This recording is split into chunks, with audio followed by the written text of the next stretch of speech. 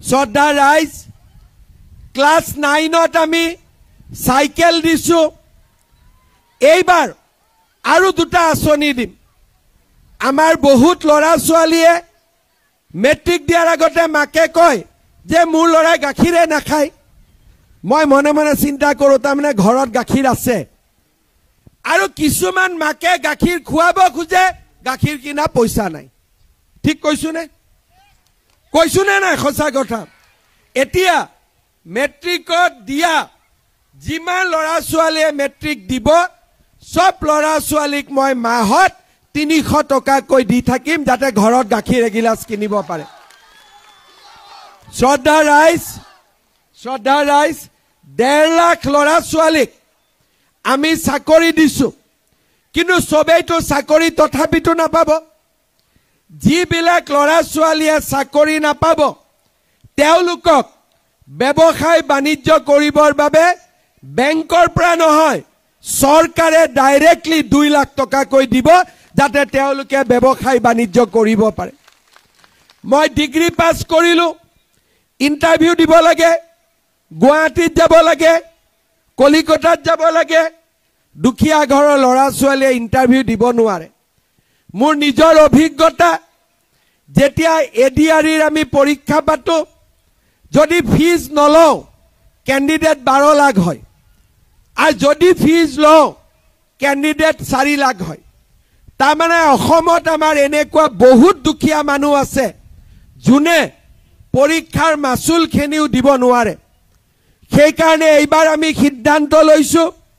যিমান লৰা ছোৱালী ডিগ্ৰী পাস কৰিব 1 বছৰৰ কাৰণে প্ৰত্যেক মাহত তেওঁলোকক আমি 2,500 টকা কৈ তেওঁলোকক দিম যাতে তেওঁলোকে ইন্টাৰভিউত যাব পাৰে কিতাপ দুখন কিনিব পাৰে দেউতাক মাকক হাত পাতিব নালাগে শ্ৰদ্ধা ৰাইজ আপুনি যদি এজন দেউতাক মই দেউতাক আমাৰ ইয়াতো দেউতাক আছে চিন্তা কৰক আপোনাৰ কষ্ট আমি কিমান কমাই দিলো আপোনাৰ পৰিবাৰে 1250 ৰেশনত চাউল দালি নিমখ চেনি গ্যাস ইলেক্ট্ৰিচিটিৰ দাম 1 টকা কমিলে আৰু 1 টকা কমিব আপোনাৰ ছোৱালীজনী লৰাটোৰ সাইকেলখনো চৰকাৰে কিনি দিলে মেট্ৰিক পৰীক্ষা আপুনি চিন্তা কৰিব নালাগে 300 টকা আমিয়ে দিলো লৰাটো বিএ পাস কৰিছে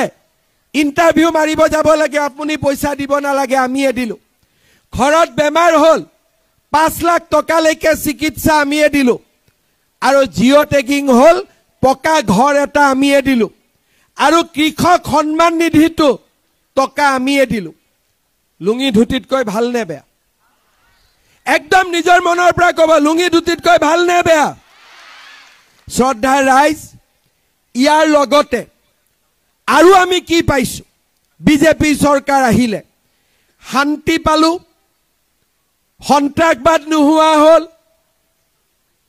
চাকৰি বিনামূলীয়া হল অসমৰ বিহু বিশ্ব দৰবাৰলৈ গল অসমীয়া ভাষা ধ্ৰুপদী ভাষা হল চৰাইদেউ মৈদাম বিশ্ব ঐতিহ্য ক্ষেত্ৰ হল লাচিত বৰফুকন সৌৰ্য বীৰ্য জগত বিয়পি গল আৰু প্ৰথমবাৰৰ বাবে আগতে চৰকাৰে লাজ কৰে যে মন্দিৰক দিলেতো মছজিদকো দিব লাগিব নামঘৰক দিলেতো মছজিদকো দিব লাগিব মোৰ ভয় লাজ একো নাই 25,000 নামঘৰক যোৱা মাহত 3 লাখ কৈ টকা দিছো প্ৰথমবাৰ আমাৰ মন্দিৰ আমাৰ নামঘৰ চাৰিওফালে আজি কৰবাত নহয় কৰবাত হলেও টিংপাত কেখন বদলিছে চুন তেল পৰিছে আমাৰ স্কুল বিলাক কোনোবা এমপিয়ে 5 লাখ 2 লাখ ইয়াতে এটা ঘৰ বনাই তাতে এটা ঘৰ বনাই ডন বস্কোখন দেখিলে আমাৰ স্কুলখন দেখিলে বেয়া লাগি যায় এতিয়া আমি কৈছো সকলো হাই স্কুলতে আমি 8 কোটি কৈ টকা দিম আৰু ডন বস্কো সেন্ট মেৰী স্কুলত কৈ আমাৰ স্কুলখন দেখিব ধুনিয়া হ'ব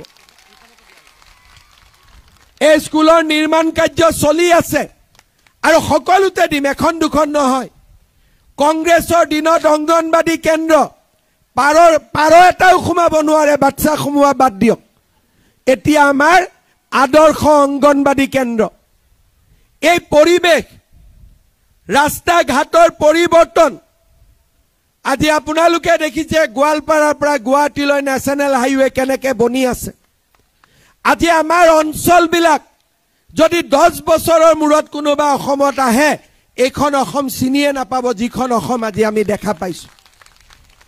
অসমৰ বাহিৰত ঠেলাৱালা, ৰিক্সাৱালা, গাড়ীৰ চালক সকলোৱে আজিকালি অসম বুলি ক'লে বুজি পায়। আজি অসমীয়া মানুহৰ আদৰ আৰু সন্মান বাঢ়িছে। আমি আই অসমীক আজি আগবঢ়াই লৈ গৈছোঁ। শ্ৰদ্ধাৰ ৰাইজ, আজি মই মুখ্যমন্ত্ৰী প্ৰথমবাৰ হ'লোঁ, আগত মই মুখ্যমন্ত্ৰী হোৱা নাই। অৰুণোদয়, বিনামূলীয়া চাকৰি, ৰাস্তা ঘাট, পলাশবাৰী আৰু শুৱালকুছিৰ মাজতো ব্ৰহ্মপুত্ৰ দলং হ'ব কোনোবাই চিন্তা কৰিছিল নেকি? ওচৰতে IIM আহিব, কোনেও চিন্তাও কৰা নাছিল। শ্ৰদ্ধাৰ ৰাইজ, প্ৰথম 5 বছৰ নাটকৰ আগত নৃত্য নাটিকা ওলাই নহয়, এইবাৰ নৃত্য নাটিকাহে, অহাবাৰ আৰু ডাঙৰ নাটক হ'ব। তাৰমানে এইবাৰ যদি 1.5 লাখ চাকৰি, অহাবাৰ 3 লাখ। আমি আগুৱাই গৈ থাকিম, আমি পিছ পৰি নাযাওঁ। শ্ৰদ্ধাৰ ৰাইজ, আপোনালোকে মাত্ৰ বিজেপি দলক, নৰেন্দ্ৰ মোদী ডাঙৰীয়াক সমৰ্থন কৰক। আমি অসমখনক ভাৰতৰ ভিতৰতে এখন সৰ্বশ্ৰেষ্ঠ ৰাজ্যলৈ আমি ৰূপান্তৰ কৰিম। শ্ৰদ্ধাৰ ৰাইজ, এইকেইটা দিন আমাৰ কাৰণে প্ৰত্যাহ্বানৰ দিন। কেইদিনমান আগতে পেহেলগামত 27 গৰাকী নিৰীহ মানুহক পাকিস্তানী সন্ত্ৰাসবাদী আহি হত্যা কৰিলে। মোৰ বিশ্বাস, নৰেন্দ্ৰ মোদী ডাঙৰীয়া, আমাৰ সেনা বাহিনীয়ে য'তে এইবিলাক লুকাই আছে, যদি পাতালতো লুকাই আছে, উলিয়াই আনিব আৰু শাস্তিও দিব। আমি সকলোৱে প্ৰাৰ্থনা কৰিম যাতে মোদী ডাঙৰীয়াক ভগৱানে দীৰ্ঘ আয়ুস দিয়ে, সেনা বাহিনীৰ জোৱানসকলক বিজয়ৰ তিলক পিন্ধি ভাৰতলৈ উভতি আহিবলৈ সাহস আৰু শক্তি দিয়ে। শ্ৰদ্ধাৰ ৰাইজ, পাকিস্তানীবোৰ বাহিৰত থাকে, কিন্তু আমাৰ দেশৰ ভিতৰতো কিছুমান পাকিস্তানী আছে।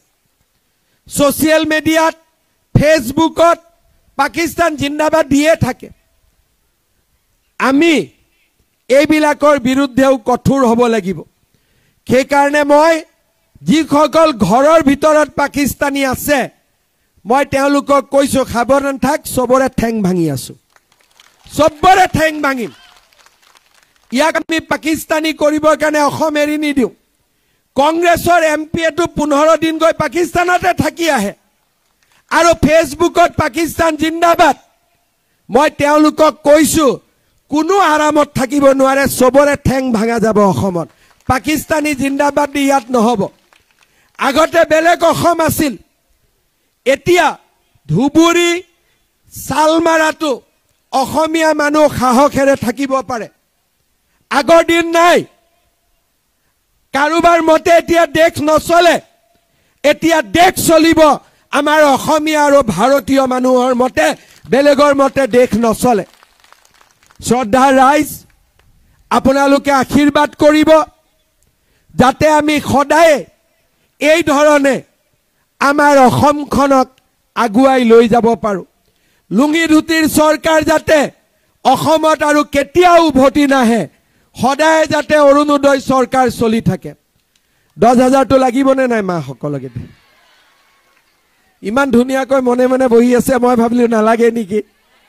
হা, পাহৰি গ'ল নেকি 10,000টো? কোনে কোনে পাহৰা নাই হাত দাঙকচোন। বাপৰে, চবৰে নাম আছে, লাগিবই 10,000। ঠিক আছে, জুন মাহত আহি মই আপোনালোকক 10,000টো দি থৈ যাম, হ'ব? আৰু এটা কথা, 10,000টো 10ত ৰখি নাযায় ই 25 হ'ব খালি 10,000টো ভাল কামত খৰচ কৰিব আৰু যাৰ 3টা বাচ্চা আছে অহাবাৰলৈকে যাতে 4টা নহয় হ'ব 4টা নহলে 25,000 পাব যোৱা পৰহি দিনাখন মই নগাঁৱত গৈছিলো এজন আমাৰে লৰা মোক কলে কি কৰিম আল্লাই দি দিয়ে মই বলো বাচ্চা জন্ম দিবি তই আৰু দুখ দিবি আল্লাহ বোলে মোৰ দুটা ছোৱালী হল মই ঠিক আছে 3 নম্বৰটো চেষ্টা কৰিবি লৰা হ'ব বোলে দাদা যদি লৰা নহয় তেতিয়ালে আল্লাহ আৰু তোক জীৱনত লৰা নিদিয়ে ঠিক কৈছো নে নাই 12টা জন্ম দিলে না লৰা ছোৱালীক পঢ়াব পাৰে না লৰা ছোৱালীক শিকাব পাৰে আগতে 9 বছৰতে বিয়া দিয়ে 11 বছৰতে বিয়া দিয়ে এতিয়া 9 11 বছৰ 12 বছৰ বিয়া দিলে পুৰা জেলত ডাইৰেক্ট গিৰিয়েকো জেলত ঘৈণীয়েকো জেলত মাক বাপেকো জেলত আজিকালি এই কামবিলাক কমি আহি আছে আনকি মোক যোৱাকালি এজন সংখ্যালঘু এৰিয়াৰ এজন মতা মানুহে কৈছে যে দাদা আপুনি এটো কি অৰুণোদয় উলালে ঘৰৰ মাইকী মানুহ আমাক নামানা হৈছে লাহে লাহে আৰু অৰুণোদয় বাঢ়ি গৈ থাকিব যাতে মহিলাৰ ওপৰত কোনেও অত্যাচাৰ কৰিব নোৱাৰে দুটা লাগিলে দুটা তিনটা লাগিলে তিনটা কাৰো মতে 10টা নহব